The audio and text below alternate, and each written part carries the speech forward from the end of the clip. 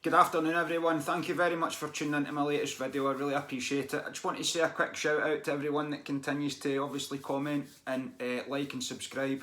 I really appreciate it. Sorry I've not really been responding to many comments recently, I've not even really had a chance to read many of them.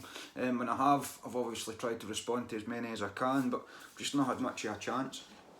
So I do apologise about that. So this video today, I'm just going to discuss I want to discuss 5G technology because I think it's quite important. I mean, when you look around, you can see they're starting to press ahead very, very quickly with this stuff. So I decided, I looked into 5G back when COVID started. I've touched briefly upon it before, but I've gone into a full video on it today because I think it's, as with the last video, with regards to the deductions and challenging them legally, there was quite a lot of documentation there to provide evidence to what I was saying, so I thought that that's quite a good way to move forward, and perhaps it's maybe something I should have been doing from the start. So I've gotten documentation, Supreme Court rulings, High Court, I don't think there's any High Court rulings, there's definitely a Supreme Court one, government documents, government parliamentary debates here in the UK, and a few other links that I'm going to provide in the description as I did the last time, so that you can obviously verify this stuff for yourself. Because 5G, from what I can tell, is seriously detrimental to health, or it's going to be, and I think people have already demonstrated that, and they certainly have within documentation, especially when you read the Supreme Court ruling with regards to how dangerous these electromagnetic frequencies are. These microwave frequencies, they've been used, they're a stealth weapon. And I actually read an article earlier on, I don't know when it was published, it must have been quite a long time ago, but it's not aged very well to say that that was nonsense. But the British Navy have been using it since the 1950s, at least. It is the perfect stealth weapon. I've taken some notes because there's a guy by the name of Barry Trower. Now, like many others, he's been regarded as a conspiracy theorist, and he's even had it put out there that it doesn't exist, he didn't work for who he said he worked for. But he was trained by the British Ministry of Defence, that's clear. And you'll not find many videos of him on YouTube. I had to look quite extensively, and they seem to be all gone, which it's bad for the truth, but it's a good sign because it means that he's saying something that they don't like.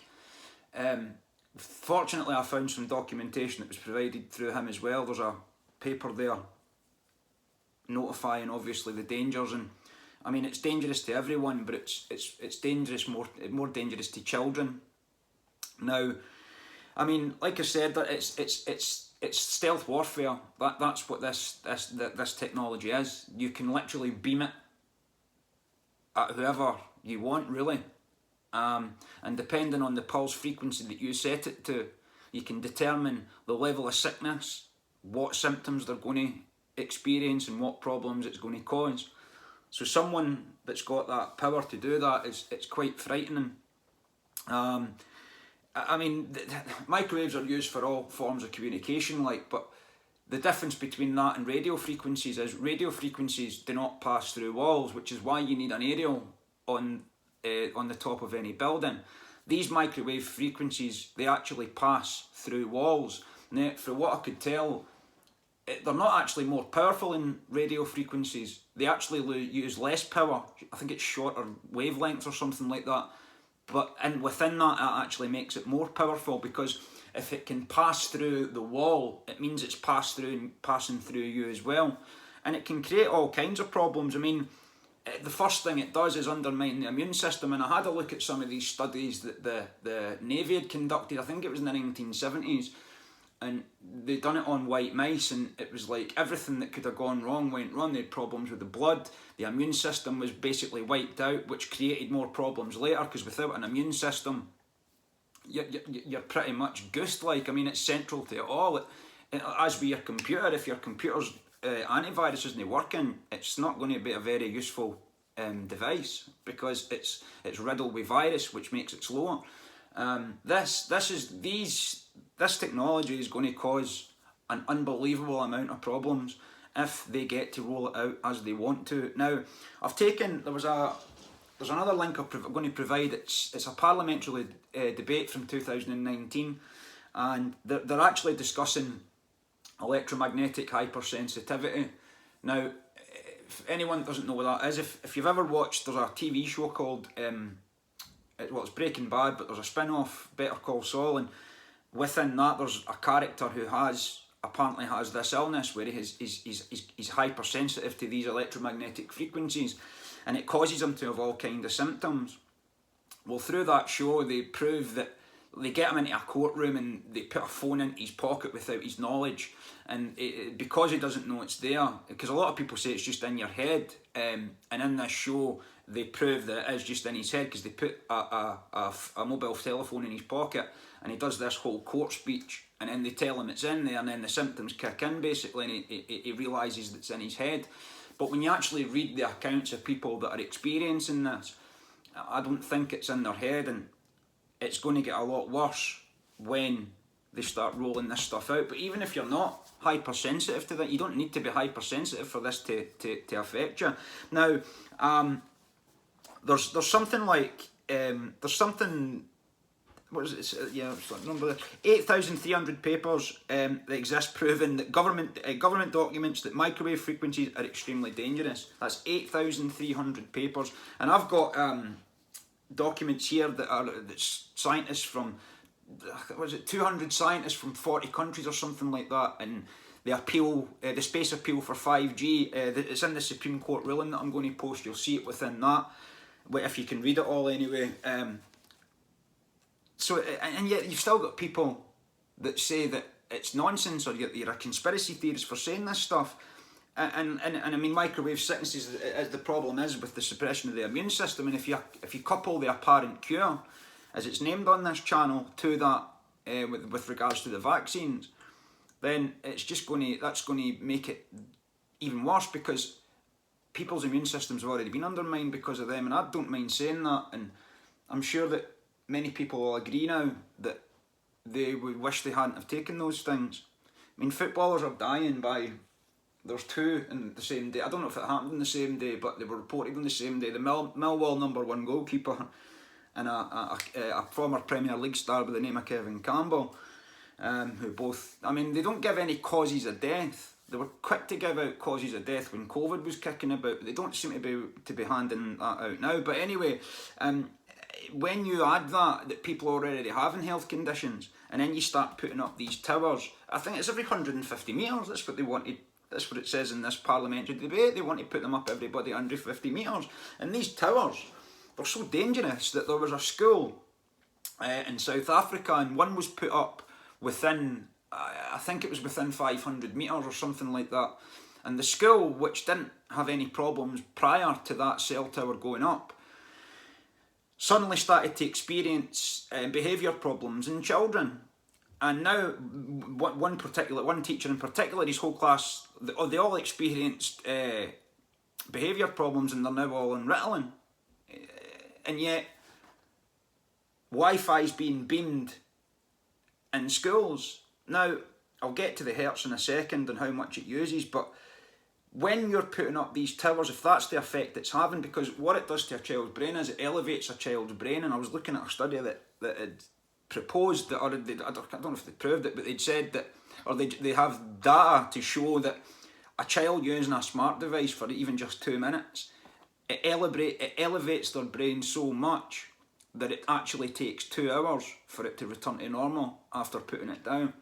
Now I find that very, very, that's disturbing, because there's a lot of, and there'll be people, I know there's people out there that put their mechanisms in for safety, etc. There's time limits. I used to work with a lady who, she was a Muslim, and she only allowed their children to have it, I think it was half an hour after school and 1 hour at weekends, and that was it, because it's so dangerous. And yet children are being given technology. I mean, it's almost like they come out the womb being able to work it. It's amazing, it really is. And I mean, I've got a nephew who could, and it was not his fault, it was during lockdown when everyone was in the house and there was nothing else really to do, so you give them their Xbox or their smart technology or whatever, and it's like they can just work it straight away. It's really quite frightening. But when you're when you're considering doing that and putting these cell towers up like that, I mean, what's it going to do to these? What's it going to do to children? Then you get them on Ritalin, and you get them confused with their gender, and hit them with all this false stuff about reality, and bam, you have a problematic adult that doesn't know their way around the world. That's if they make it to adulthood, because when you read some of this stuff, honestly, I mean, I'm already, after reading it, obviously you know the dangers of it, as I always knew the dangers of fluoride, but I never done anything about it for a couple of years. You always know the dangers of it, but once you actually look at what scientists are saying about it and experts are saying about it, I'm telling you just now, I already put my phones on airplane mode at night, and I have slept better, and the reason, I mean, it's for reasons, and the reasons for that are obvious now, and I'm going to be switching my Wi-Fi off at night as well from now on, because it's we need to start sort of inserting our own safety into this, and because it is addictive. And I do want to talk about that as well. This smart technology is completely and utterly addictive, and I am not an angel in that. I'm not sitting here saying that, oh, I only use my smartphone for, I mean, I need to use it for stuff for this and research and record videos, etc., which is fine. I mean, we're so dependent on it now. The world's so dependent on it now, we kind of need to use it. But that doesn't mean we use it all the time. And I mean, back in the 1990s, when sometimes you just had to sit bored. But nowadays, we don't do that now, because the minute we start to feel bored, we pick up a smartphone, and I'm no different in that. I mean, I've had a tough couple of weeks, like, and last week I was so drained, and I didn't know where to take this or where to go next. It's just a confidence thing. My confidence was down, and I mean, I was procrastinating so much. I was actually sitting mindlessly scrolling on YouTube, watching cat rescue videos, and I'm not even joking about that. And the best it is, I don't even like cats.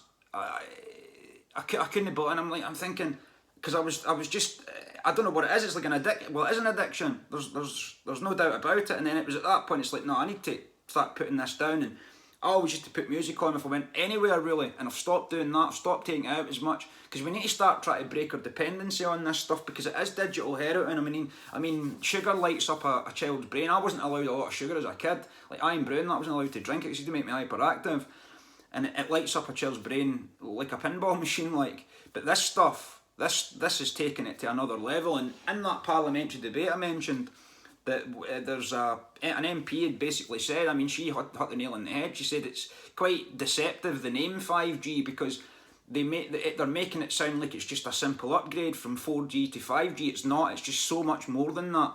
I mean, 5G, the person that controls that, if they get it installed the way they want everywhere, the omnipotence of the powers, just honestly, it's omnipotent. It's everywhere. And I mean, there's back in Moscow, and I think it was 1965, there was they'd used these microwave frequencies on an attack in the American embassy. Now, they apparently had beamed anything between, I think it was 2.5 and 4 gigahertz.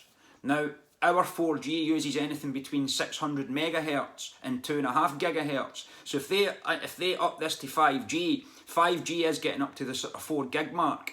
So people will start to experience the problems that those in the American embassy did. Now, colleagues from Johns Hopkins University had done a report on it, and it's never actually been released. It's just interpretations of it. Some of the reports say that no one was affected by these frequencies, which I find it very hard to believe. Other reports say that they all died of cancer, which is the theory that I subscribe to, not because I'm a conspiracy theorist, but because I've looked at the evidence from many scientists and experts, and absolutely, if those pulse frequencies were beamed at them at that rate, at that level, then I don't see any other outcome than cancerous death, like, to be honest with you. And this is what they're putting on us. I mean, even mobile telephones, we've not been using mobile telephones for that long, so there's not really any long-term data for it. I mean, I know it's been about 25 years since everybody started using them, and more have started to use it since then, but we've not really got any long-term data for it. So I guess we'll need to watch this space to find out how that goes. But I mean, if this technology gets rolled out, it's not going to matter, because this is going to wipe everything out anyway. I'd seen a study once. It was a bit of research actually, and it was a test. It was in Poland, and the year before they looked at the crop output of a particular area.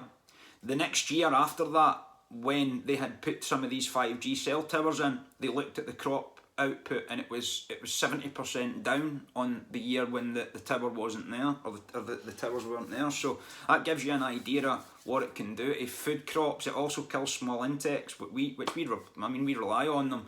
We need them to pollinate food, and etc., and flowers or whatever. So this is a death cult, and it just seems to be that this 5G is just another massive experiment. That is exactly what it is. Now, that's against Nuremberg codes, and you'll see that in some of the research that I post, because you need to be informed of any trials. That's why the apparent cure and the rollout of that was against the law and against that code, because no one knew what they were partaking in. Although the World Health Organization did change the definition of what a vaccine what it actually meant, and when you look at the old definition compared to the new, it's just they're not even in the same ballpark. They shouldn't even be they shouldn't even have the same name, as you can see with the problems that's been caused. And I don't mind saying that, because I mean, I'm sure most people will agree that there's something seriously wrong here, and people are already struggling for their health, and food's becoming so expensive that people are having to resort to buying cheap crap, and that's going to contribute to the effect of this as well, because as I've done in previous videos, if you're not properly nourished, you're not going to get anything done. It's as simple as that, and it's why we run into mental health problems when we're not eating proper food without even realising it. And I think we need to be sort of made aware of this stuff, because there's 12 epidemiological studies to suggest that these frequencies cause cancer. There's been 12, and 2 of them had came to that conclusion. An epidemiological study just basically means it's a study over at least 10 years, and they look at all aspects, all cause and effects, and they have came to the conclusion that they do cause cancer. And again, I would agree. And there's also, I'm going to go into some of these notes because I can never remember some of these, and I mean, there's also research to suggest that people that live closer to these cell towers are more likely to experience health problems, neurological problems, physical symptoms than people that don't. And I think from what I've said so far, that's pretty obvious. The industry is worth, when I read this, I thought, Jesus Christ, $3 trillion. So that's $3 trillion per year it's worth. And the allies of the industry are the secret services of the governments, it would appear. So this is why they're so powerful, and no one can seem to stop them. I mean, I've seen there's mayor requests and council requests for these things to be taken down, and they've just not done it. And you can actually put in freedom of information requests to get these things, or to find out if they're going to be installing it in your area. If they already have installed it in your area, what pulse frequency they're going to be using, all that stuff. I looked at one that was from Morayshire Council, and every question was answered, and it came back and said that they weren't considering any of this stuff, and none of that technology was in that area. I don't know when it was from, so that perhaps could have changed by now. I mean, smart technology anyway. It gives them a lot of power, because I mean, they can listen to anything they want through this technology. I mean, it literally is this is a bug. If they want to listen to you, they can. I've heard that before as well, that every single phone call we make is recorded. Now, whether they listen to that or not is another matter, but it doesn't change the fact that it gets recorded and stored and can be listened to. Now, can I prove that? No. Does it surprise me? Absolutely not. It does not surprise me, because these people want total power over us. And I'm just going to go into some of these screenshots that I've taken. Now, the first one is, this is from the Parliamentary debate with regards to the hypersensitivity, and they were relating to a couple of things. I'm just going to read it out. So it gives you an idea of what's being discussed in Parliament and what's been ignored, because this was 5 years ago now, almost to the day. It was the 19th of June or something like that, or the 20th of June, I can't remember. So it was something along that lines anyway. But anyway, no matter what questions, evidence or concerns have been, this is an MP speaking in Parliament, No matter what questions, evidence or concerns have been put to Public Health England or the Department of Health and Social Care, they have responded with their standard reply, which includes them saying that they have thoroughly assessed the evidence in 2012 report by Independent Advisory Group on Non-Ionising Radiation. The World Health Organization International Agency for Research in Cancer classified all radio frequency signals as possible human carcinogens in 2011. Carcinogen basically means that it's cancerous to living tissue. Based on significant increased risk of gliomas and acoustic neuromas associated with mobile or cordless phone use in humans, as well as animal and mechanistic studies. Subsequent studies have strengthened the evidence in humans and provided clear evidence of tumours in animals. Some scientists are even calling for the classification to upgraded to a definite carcinogen, and I would have to agree with that. And this is the same MP that's speaking. Why then has Public Health England removed all mention of the AIRC classification of radio frequency signals from its website? It informs people about other possible carcinogens. People cannot make informed decisions or protect those are responsible for it if the information is withheld. Will the Minister commit to ensuring that Public Health England informs people on its websites and its leaflets, communications and presentations that all radio frequency signals are a possible human carcinogen? Following the publication of a paper on the AGNIR report, 2012 report, so one just mentioned reviews on environmental health, the AGNIR was quietly disbanded. However, the inaccurate report is still on its website and is used to justify its advice to MPs and the public. So they're openly lying. And when you consider their allegiances to the Secret Service industry, then no wonder they're getting away with it. That's until everybody's made aware. Now, I'm aware I'm no scientist or anything like that, but you can still read through this stuff and grasp the basics of it. Now, I found something else on the government website, and this is just unbelievable. I forgot to look when this was from. I can't imagine it was that long ago, but it was like it's a 2-year project to ramp, and this is on the government website. I'll post it for you in the description. All these links that I mentioned for all these sources I'll post in the description. 2-year project to ramp up the use of street furniture in public buildings to host 5G radio kit. Project could see CCTV poles, traffic signals and other roadside infrastructure used to boost coverage. Mobile networks operators will get easier access to lampposts, bus shelters and other street furniture to speed up the rollout of next generation ultra-fast 5G technology under a new government trial. A $4 million competition launched today will explore ways to make it simpler and quicker for mobile companies to use publicly owned buildings and curbside infrastructure such as CCTV poles and traffic signals to host 5G radio equipment. Now, are they saying that they want that on top of a cell tower every 150 metres? Or is this to cover the every 150 metres? I'm not sure. Street furniture and buildings can be used to host 5G network equipment, so you could be sitting on a park bench and one of these, this radio equipment 5G radio equipment could be attached to it, radiating you.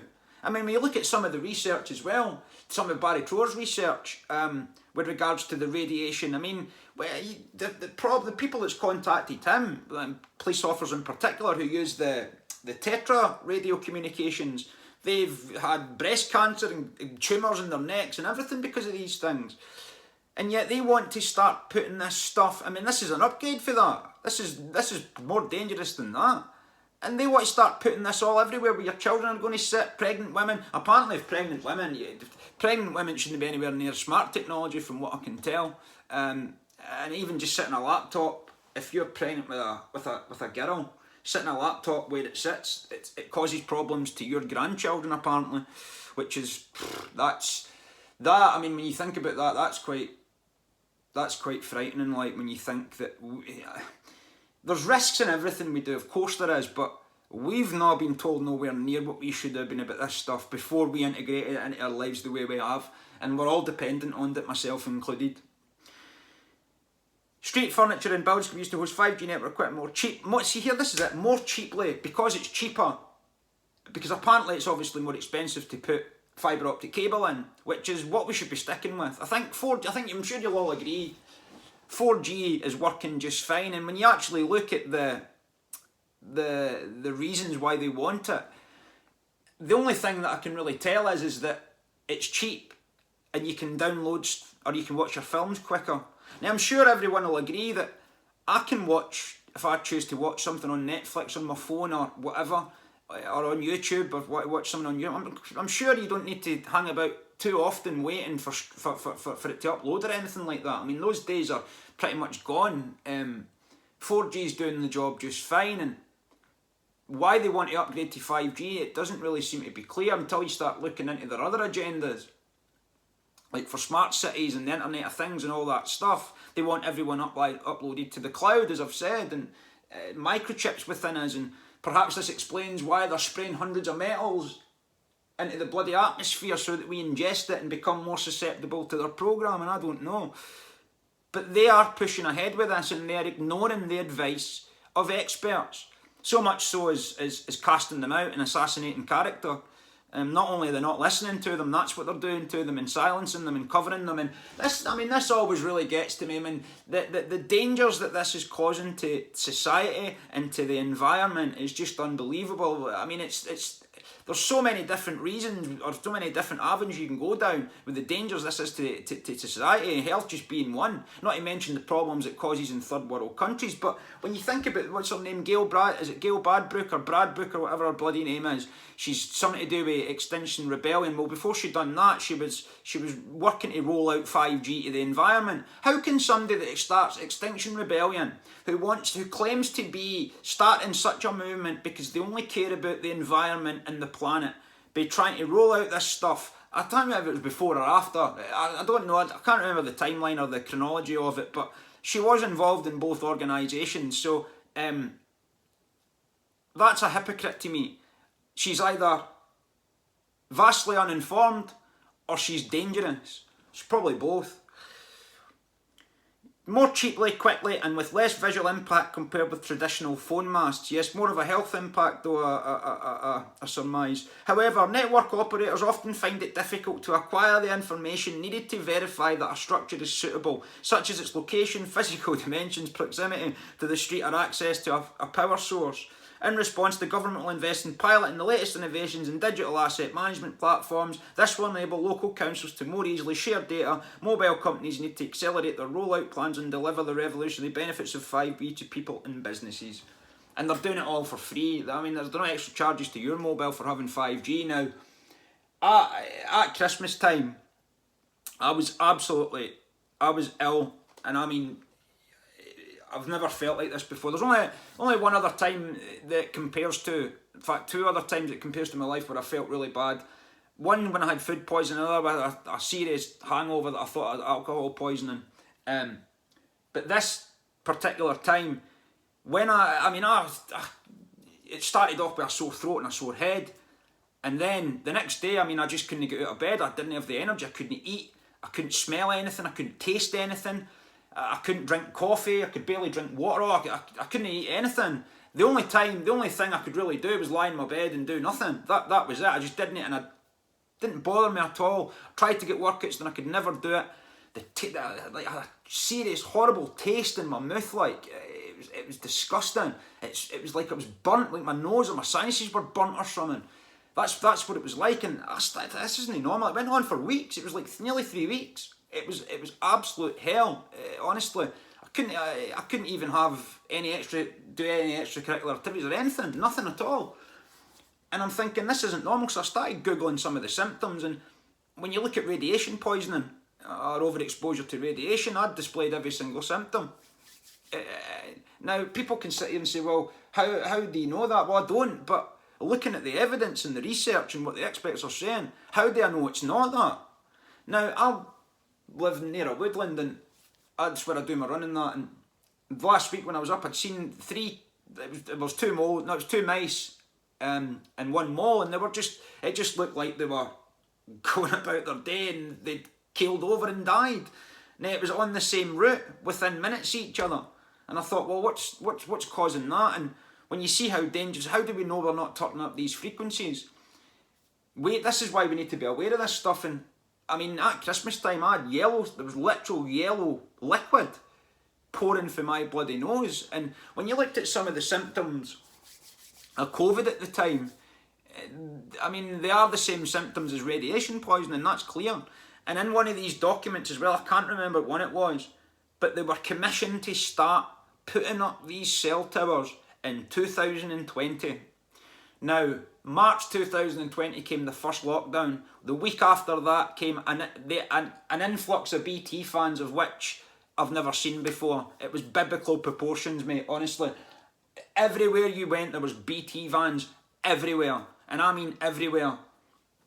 And it had to have been that. I mean, people were saying it at the time, that's what it had to have been. Now, it would make sense that you start putting up these bloody towers that cause these symptoms. It would be wise to create something, or a pathogen, a phantom pathogen, that you could blame those symptoms on, would it not? I'm sure you'll agree. And when you start to think it like that, you think, well, it does sound conspiratorial, but it also sounds like that's exactly what could have happened. Now, I didn't set out to be a conspiracy theorist, I just happened to look at evidence, and that's my opinion. It was to go with it, that it was dangerous and this is what was happening. 4 years later, I mean, here we are. It's been accelerated so much that not only can people not deny it, they've gone further into denial. I mean, some of the people that I speak to, some of the people get in contact with me and they call me crazy and they say you've got this wrong, and you look at what they're saying and you're like, well, it's the official story you're talking about here. I've already learned the official story and I've learned something else, the information that trumps it. And that's what we've got here. And I mentioned Barry Trower earlier on in the video. There's a paper that he's put forth as well with the dangers of it. And I think that everyone needs to be at least made aware that this is... But now, not all the epidemiological studies said they caused cancer, only 2 of them did. And it's right what some people say. If these frequencies we're using so far were killing people, I'm sure you would see more people dead from it just now. That said, since the apparent cure's been rolled out, and these cell towers have been put up, I've seen videos where they've been put up in certain areas, and the tree the next day was, half of it was gone. There was, I can't remember where it was somewhere up in Glasgow or somewhere like that. They got put in next to a care home. And the care home, a lot of the patients died from the care home. Of course, it was blamed on COVID at the time. But I would say that had something, well, that and midazolam. But Barry Trower, as I said, he suggested his character assassinated, and I'll post the link to his research. And we need to at least be made aware of the danger of these things, and like at least give ourselves the option to say, right, well, I'll switch it on aeroplane mode. I'll not take it away as often. I would encourage people to go back to the 80s and 90s a wee bit and just start being bored for a wee bit longer, or, I don't know, listening to music. I mean, I don't know how many people can do that, listen to music without smart technology now. I can't, because I bought a record player like in vinyl, but I mean, read a book or something, or go out a walk or whatever, or have a limit to say, right, if you're at work and you're not using smart technology, or if you're working a building site or whatever, I used to just leave my phone at home anyway because I was clumsy.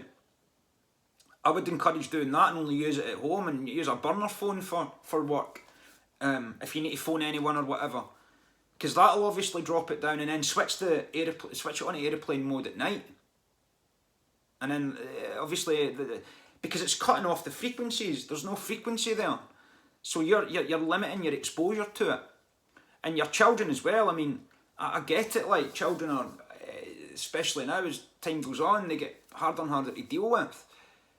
But I think too many people just give their children smart technology for an easy life, and they require attention. That's what I'm learning about. My sister's got a 2-year-old nearly, and that's what they require. They require attention, and lots of it, until they get bored of you, and then you can have your time, and they'll come back to you when they want more time from you. Don't just give them smart technology as a sort of pacifier, because it's not a good idea. And like I say, I'm going to post this because you don't need to be a scientist to read it. Contrary to popular belief, I get that said to me all the time. What's your science credentials? Well, I've not got any, mate.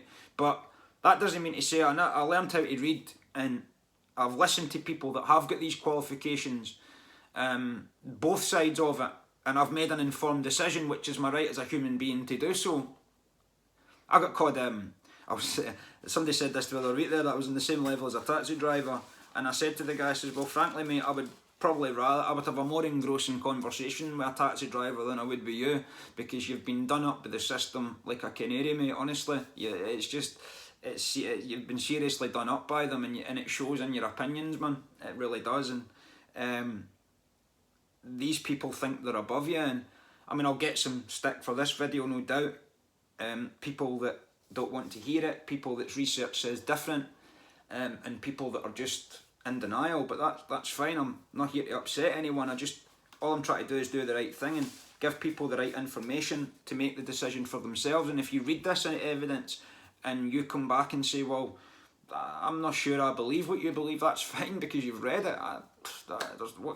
Who am I to tell you you're wrong, even after reading it? I'm not going to do that. I wouldn't do that. I'm not even going to say, haha, I told you so, if you come and say you were right, because it's not about that either. It's about getting the truth out there. And I know a lot of people think I'm going to do that, certainly in this area, but they're only showing you what they would do in the same situation. And I'd never do that. Anyone that's came to me and says, I looked at this and you're right, I can't believe I never seen it. The last thing I'm going to do is say, ha ha ha, and pin them up to the wall and say, I told you so, I was right, you were wrong. That gets us nowhere, because it deters other people from doing so. So all I'm here to do is to put the information, provide the links, and hopefully you can put in some of your own safety mechanisms to limit your exposure to this stuff. I hope you have found some value in the video. It's for everyone, but it's mainly for people with children, and just a sort of send out a little beacon and a little reminder of what this stuff is, and that smart technology isn't always the way to go when dealing with children.